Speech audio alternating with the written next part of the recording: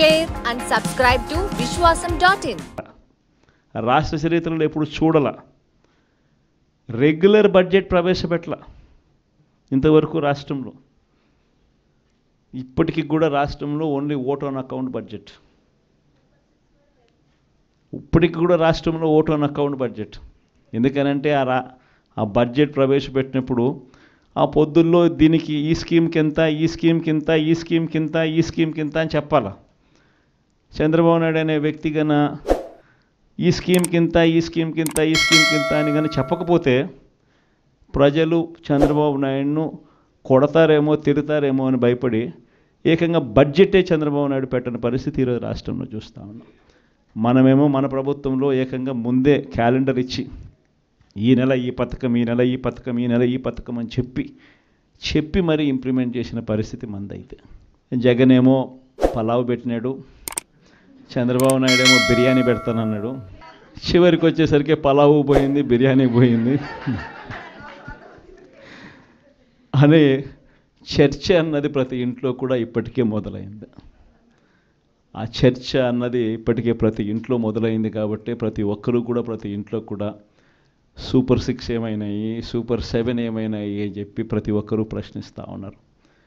ఒకవైపున ఇచ్చిన వాగ్దానాలు ఏవి కూడా అమలు కాకపోగా మరోవైపున పూర్తిగా చదువులైతే పూర్తిగా దెబ్బతిన్న పరిస్థితులు కనిపిస్తూ ఉన్నాయి. విద్యా దీవెన పోయింది, వసతి దీవెన పోయింది, పిల్లలకు ఫీజు రీయింబర్స్మెంట్ కూడా అందని పరిస్థితిలోకి పోతుంది. ఇంగ్లీష్ మీడియం చదువులు అటకెక్కాయి. టోఫుల్ అన్నది గాలికి ఎగిరిపోయింది. గోరుముద్ద అన్నది రోజుకొక మెనూతో పెట్టే పరిస్థితి నుంచి ఈరోజు అలాంటి గోరుముద్ద అనే కార్యక్రమం కూడా నీరుగార్చే పరిస్థితి పోయింది. వైద్య రంగం తీసుకున్న అదే పరిస్థితి.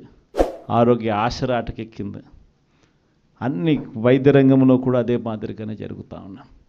వ్యవసాయం నేను చెప్పాల్సిన పనుల పెట్టుబడి సహాయం దేవుడు ఎరుగు, ఉచిత ఇన్సూరెన్స్ ఎగిరిపోయింది, పెట్టుబడి సహాయం పోయింది, ఈ క్రాప్ కూడా సరిగ్గా చేయలేని పరిస్థితులు కనిపిస్తూ ఉన్నాయి. ఆర్బీకేలు అప్పుడే అటకెక్కేసి ప్రతి రంగంలోనూ కూడా మన హయాంలో డోర్ డెలివరీ జరిగే పథకాలు ఈరోజు డోర్ డెలివరీ అన్నది గాలికి ఎగిరిపోయింది. ఈరోజు తెలుగుదేశం పార్టీ కార్యకర్తలు ఇళ్లకు ఈరోజు అధికారులు పోయి అక్కడి నుంచి పంపిణీ చేస్తూ ఉన్నారు. ప్రజలు అక్కడికి పోవాలి, 2 నెలలు అక్కడికి పోకపోతే కనుక కట్. ఇప్పటికే 1,50,000 పెన్షన్ ఇప్పటికే కటింగ్ అయిపోయినాయి. ప్రతి అడుగులోనూ కూడా ఇదే జరుగుతూ ఉంది. కరప్షన్ గురించి నేను చెప్పాల్సిన పనుల మీ అందరికీ తెలిసిన విషయమే. ఇసుక అయితే మన హయాంలో ఇసుక రేటు ఉన్న రేటు కన్నా ఇప్పుడు ఇంకా ఇసుక ఎక్కువ రేటు అమ్ముతున్నారు. కనీసం అప్పుడన్నా గవర్నమెంట్ కన్నా ఆదాయం వస్తుంది. ఇప్పుడు గవర్నమెంట్కి ఆదాయం రాకపోగా ఉచిత ఇసుక అంటున్నారు. గవర్నమెంట్కి ఆదాయం రాకపోగా మనం అమ్మిన రేటు కన్నా ఇంకా ఎక్కువ రేటుకి ఈరోజు ఇసుక ఈరోజు అమ్ముతా ఉన్న పరిస్థితులు. స్టాక్ పాయింట్లలో ఇసుకే కనపడకుండా పోతా ఉంది. మద్యం పరిస్థితి అంటే మనమేమో మద్యం తక్కువ తాగాలి, ప్రజలు బాగుపడాలి, వాల్యూమ్స్ తగ్గాలి అని మనం తాపత్రయపడితే వీళ్ళేమో గవర్నమెంట్కి వచ్చే ఆదాయం రాకపోయినా నష్టం లేదని తగ్గించి లిక్కర్ వాల్యూమ్స్ పెరగడం వల్ల వచ్చే లాభం ఏంది? చంద్రబాబు నాయుడుకు వాల్యూమ్స్ పెరగడం వల్ల డిస్టిలరీస్ డబ్బులు భాగిస్తారు. ఇది జరిగేది. ప్రతిదీ స్కామే. ప్రతి నియోజకవర్గంలో ఈరోజు క్లబ్బులు ఎక్కడ పడితే అక్కడ క్లబ్బులు కనపడతా ఉన్నాయి. మట్కా, జూదం క్లబ్బులు అన్నీ జరుగుతూ ఉన్నాయి. పోలీస్ స్టేషన్కి పోయి ఎవరైనా కేసు పెడితే రివర్స్ దొంగ కేసులు మన మీద పెడతా ఉన్నారు. ప్రతి వ్యవస్థ కూడా ఇదే మాదిరిగా దిగజారిపోయిన పరిస్థితి కేవలం ఈ 4 నెలల కాలంలోనే కనిపిస్తూ ఉన్నాం. ప్రజల తరపున మనం ఉద్యమించాలా, ప్రజల కష్టాల్లో మనం భాగస్వాములం కావాలా. కాబట్టి మీ అందరికీ నేను ఒకటే చెప్తాను, ధైర్యంగా ఉండండి. అందరం కలిసికట్టుగా పోరాడదాం, అందరం కలిసికట్టుగా ఉద్యమిస్తాం.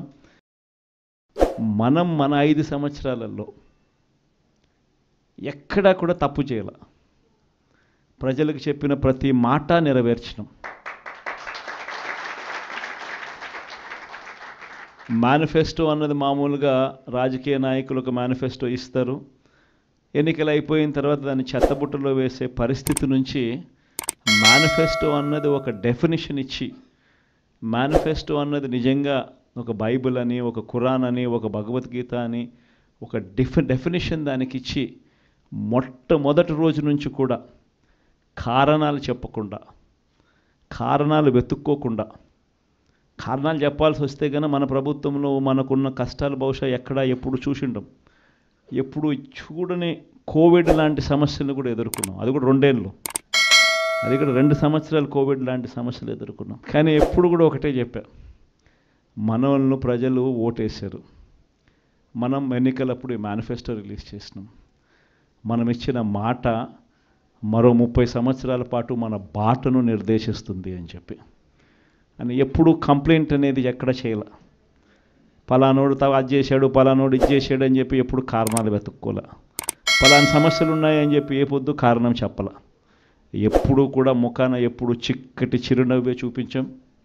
ఆ చిక్కటి చిరునవ్వుల మధ్య ప్రజలకు మేనిఫెస్టోలో చెప్పిన ప్రతి హామీని కూడా ఇంతవరకు రాష్ట్ర చరిత్రలో ఎప్పుడు జరగలేదేమో.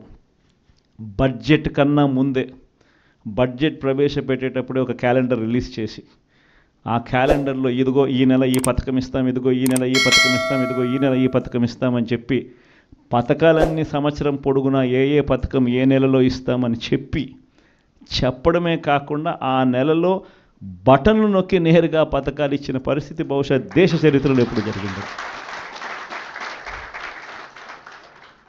అటువంటి పాలన మనం ఇచ్చాం. ఈరోజు చూస్తే చంద్రబాబు నాయుడు బడ్జెట్ కూడా ప్రవేశపెట్టల. మొట్టమొదటిసారి చూస్తూ ఉన్నాం రాష్ట్రంలో, తొలిసారిగా ఎప్పుడు దేశ చరిత్రలో జరగల, రాష్ట్ర చరిత్రలో ఎప్పుడు చూడల రెగ్యులర్ బడ్జెట్ ప్రవేశపెట్టల ఇంతవరకు రాష్ట్రంలో. ఇప్పటికి కూడా రాష్ట్రంలో only vote on account budget. ఇప్పటికి కూడా రాష్ట్రంలో ఓట్ ఆన్ అకౌంట్ బడ్జెట్. ఎందుకనంటే ఆ బడ్జెట్ ప్రవేశపెట్టినప్పుడు ఆ పొద్దుల్లో దీనికి ఈ స్కీమ్కి ఎంత, ఈ స్కీమ్కి ఎంత, ఈ స్కీమ్కి ఎంత, ఈ స్కీమ్కి ఎంత అని చెప్పాలా. చంద్రబాబు నాయుడు అనే వ్యక్తి గన ఈ స్కీమ్కి ఇంత, ఈ స్కీమ్కి ఇంత, ఈ స్కీమ్కి ఇంత అని కానీ చెప్పకపోతే ప్రజలు చంద్రబాబు నాయుడును కొడతారేమో, తిడతారేమో అని భయపడి ఏకంగా బడ్జెటే చంద్రబాబు నాయుడు పెట్టిన పరిస్థితి ఈరోజు రాష్ట్రంలో చూస్తూ ఉన్నాం. మనమేమో మన ప్రభుత్వంలో ఏకంగా ముందే క్యాలెండర్ ఇచ్చి ఈ నెల ఈ పథకం, ఈ నెల ఈ పథకం, ఈ నెల ఈ పథకం అని చెప్పి మరీ ఇంప్లిమెంట్ చేసిన పరిస్థితి మందైతే. జగన్ ఏమో పలావ్ పెట్టినాడు, చంద్రబాబు నాయుడు ఏమో బిర్యానీ పెడతానన్నాడు. చివరికి వచ్చేసరికి పలావు పోయింది, బిర్యానీ పోయింది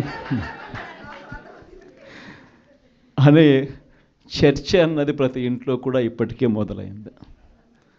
ఆ చర్చ అన్నది ఇప్పటికే ప్రతి ఇంట్లో మొదలైంది కాబట్టి ప్రతి ఒక్కరూ కూడా ప్రతి ఇంట్లో కూడా సూపర్ 6 ఏమైనాయి, సూపర్ 7 ఏమైనాయి అని చెప్పి ప్రతి ఒక్కరూ ప్రశ్నిస్తూ ఉన్నారు. ఒకవైపున ఇచ్చిన వాగ్దానాలు ఏవి కూడా అమలు కాకపోగా, మరోవైపున పూర్తిగా చదువులైతే పూర్తిగా దెబ్బతిన్న పరిస్థితులు కనిపిస్తూ ఉన్నాయి.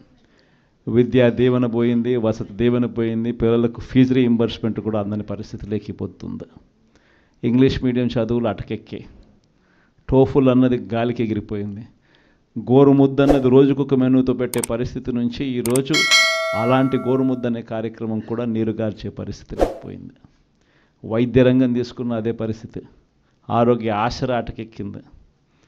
అన్ని వైద్య రంగంలో కూడా అదే మాదిరిగానే జరుగుతూ ఉన్నాయి. వ్యవసాయం నేను చెప్పాల్సిన పనుల, పెట్టుబడి సహాయం దేవుడు ఎరుగు, ఉచిత ఇన్సూరెన్స్ ఎగిరిపోయింది, పెట్టుబడి సహాయం పోయింది, ఈ క్రాప్ కూడా సరిగ్గా చేయలేని పరిస్థితులు కనిపిస్తూ ఉన్నాయి. ఆర్బీకేలు అప్పుడే అటకెక్కేసి ప్రతి రంగంలోనూ కూడా మన హయాంలో డోర్ డెలివరీ జరిగే పథకాలు ఈరోజు డోర్ డెలివరీ అన్నది గాలికి ఎగిరిపోయింది. ఈరోజు తెలుగుదేశం పార్టీ కార్యకర్తలు ఇళ్లకు ఈరోజు అధికారులు పోయి అక్కడి నుంచి పంపిణీ చేస్తూ ఉండరు. ప్రజలు అక్కడికి పోవాలి, 2 నెలలు అక్కడికి పోకపోతే కనుక కట్.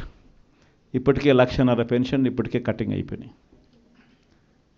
ప్రతి అడుగులోనూ కూడా ఇదే జరుగుతూ ఉంది. కరప్షన్ గురించి నేను చెప్పాల్సిన పనులు మీ అందరికీ తెలిసిన విషయమే.